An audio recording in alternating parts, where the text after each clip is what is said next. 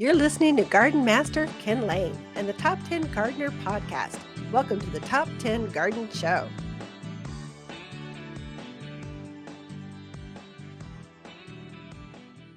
And we are back with Lisa Waters-Lain in the studio. She comes each week with your garden questions. Just what are your neighbors talking about? What do we see on Facebook, Twitter, emails, response back to our newsletter, our garden club members? They know how to get a hold of us and ask all the really juicy questions. And so we just try to summarize some of those. Welcome back to the studio, Lisa. Thank you. Good to be back. It is good to be back, isn't it? It is. Back in the rhythm of things. So Yeah. I whisked my girlfriend off to Took his wife too. well, same thing. Girlfriend, wife, to Germany, Austria. We went to go visit friends in Austria, and they live here and they live there. And they said, "You should come visit." We'd love to. And so off we went. The last couple of weeks, and Austria is beautiful. I would say so. Absolutely beautiful. We went at the perfect time. Yeah. All the colors were changing, and it's probably one of the best displays of color that I have seen. It was just gorgeous. Of course, you got the Alps, so you're displaying the color against the Alps, and there they are. So I know, but it was gorgeous. It was absolutely gorgeous. The country is very lovely, very, very nice people. I think we were treated very, very well. They love Americans. They love. They're very hospitable, very cordial, very almost like a southern, like the south of the U.S. is very friendly, maybe more friendly than New Yorkers. Well, it's that they're very friendly, and they like to help you and just kind of tell you about their country. Where have you visited? Oh, you got to go here too. Very proud of their country. It's awesome. That's beautiful. It was the town we were in was kind of a little town. It's a big ski town. Yeah. Of course, we weren't skiing then, but I would definitely go back. Definitely beautiful. We're seeing again. We also went to Munich, kind of flew into Munich, went to Austria, came back to Munich, which is big city. Yeah. So it was nice to have that dichotomy, that kind of mix up of big city, small country. Germans. I love Germans. Germans are great. They're on a mission.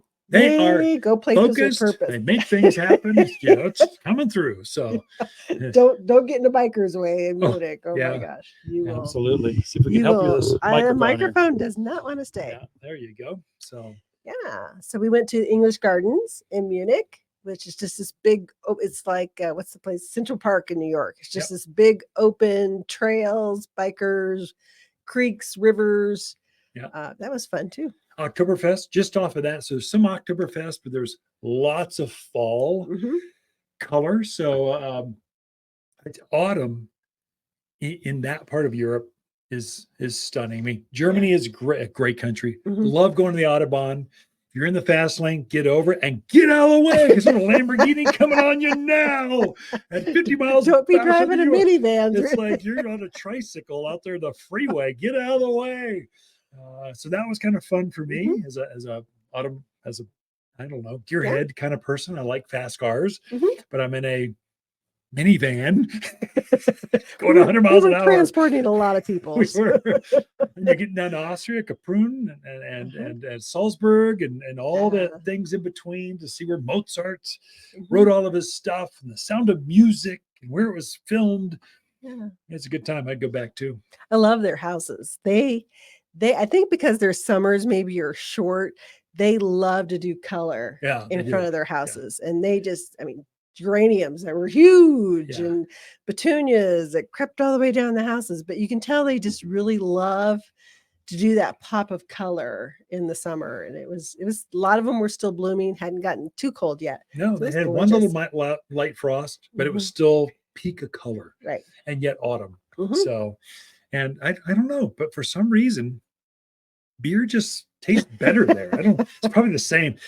They probably just repackaged Coors Light, but I don't think so. It did taste better. It was like richer, thicker, better. I don't know, something about Germany and Austria where things just, and you're outdoors in the park. A lot of the beer. We did. We did. It was good.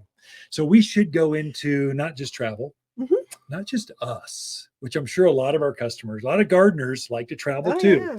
They like to read. They like dogs. They like cats. They like horses. We're talking about dogs. Oh my gosh. Germany and Austria, they love their dogs. And You bigger think dogs. we bring dogs places? Yeah. You're sitting in a restaurant and there's a dog right next to you. Yeah, they're welcome to go everywhere with their you. dogs. And it's so clean. I mean, a lot of dogs, you think there'd be a lot of, but it is so clean. It's so nice. Sorry, I distracted you. So dogs, they like their dogs. Yep. Central do. Park, they're very clean, it's very beautiful country. You got to go. If it's not on your list, it should be. Go. Austria is storybook. Just think Disneyland and that whole castle looking thing. Yeah, that's Austria. It's that only for real. Yeah. So anyway, garden questions. Okay, questions. We're done with the travel portion of our show. Okay, John is in Chino Valley. He really wants to put on some pecan trees out there in Chino. Can you put pecans in Chino? Will you get the nuts? Will they grow? Yeah. John, no. So there are some pecans. Pecans will grow out there, no question. They will be beautiful, magnificent, great shade trees. The question is, will they put the nuts on? So they seem to grow. So pecans thrive at this elevation. They put the nuts on up to about 4,000, 4,500 foot level. What's Chino Valley? About 52, 5,600, depending on where you are on that valley. Right. You're definitely at 5,000 plus. If they fruit, they won't be very much, and it will be very infrequent. If you want a pecan tree or if you want a nut tree, go with walnuts. Almonds thrive out there. They produce better than anywhere else in the country. So maybe there's some better choices. I don't know. I would say no. Same for pistachios, right? Pistachios, high level. Yeah, they put the nuts on. It's just they grow at the same elevation, so about the same place. They'll be a beautiful tree, beautiful red. But if you want the nuts, there's really only two that are consistent every time. Of course, Arizona walnuts grow up here, but Carpathians, the thin-shelled ones, it'll grow up here too. And almonds. I mean, it says almonds do really well up here. Yeah, almonds are probably a better choice. Okay. At this elevation. That's probably true. All right. Jake in Prescott Valleys has a Chaste tree and a Desert Willow. They kind of took a hit with that first frost. They did, Looking kind of bad right now. Wants to know, can he trim them back now? Or do you need to wait until later in the season? Yeah. So a lot of those summer blooming shrubs, they were stunning. Some of them were still in color. And then we got cold just a few days ago. And the foliage got burned back. So they turned brown, black. They just don't have green. They don't have fall color. They just went yuck. So the cold, they just caught them by surprise. And so, yes, you can prune them back better. Let me quote the book for you first. The book says to wait until the cold of winter has slowed down the sap and the structure of the plant to where when you make a cut, there's no weeping of sap. That's not quite now. We've had one little quick cold snap, but not enough to really slow down the metabolism of that plant. So you'd be better off, if you can, to wait till after the new year. Because by then, in another month, it's truly cold. We've had several nights of cold and the sap is not flowing as quickly. And mainly the insects that were floating around aren't going to be attracted to, if it does weep, aren't going to be attracted to that sap coming out. So if you can wait 4 or 5 weeks, do that. But if it's just driving you crazy and you got to do it, it's safe for the plant. Will bugs find it attractive? Yes. Have they been killed back enough? No. Could you keep an eye on it? Yeah, you could. But if you could, ideally do most of your pruning the New Year's through March of next year. That's the peak window. And I'm just quoting the Pruning Encyclopedia 101. If you can, but a lot of folks, they get really impatient. They don't want any brown leaves on their branches. They just want twigs or evergreen.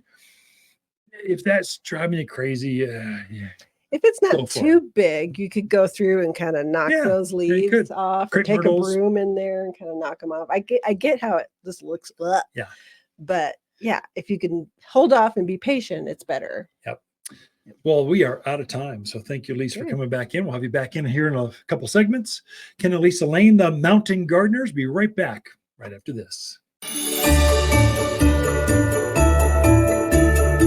Magic berry hollies display a profusion of bright red berries fall through winter. The hardiest of the hollies with glossy blue-green leaves, purple stems. It really shines in winter as a container plant right there at the front door.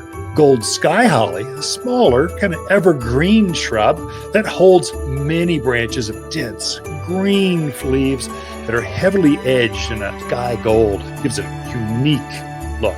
Used to brighten up the landscape as a hedge or landscape accent, gold sky brightens even the darkest of garden beds with the brightest pick-me-up. Magic berry and gold sky hollies are only available at Waters Garden Center and in very limited supply.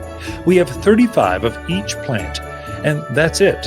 A healthy 2-gallon magic berry is just $69, and a much larger 5-gallon gold sky is $99. Plants are on their way and ready to pick up for holiday decorating or planting the week of December 9th. Secure yours today.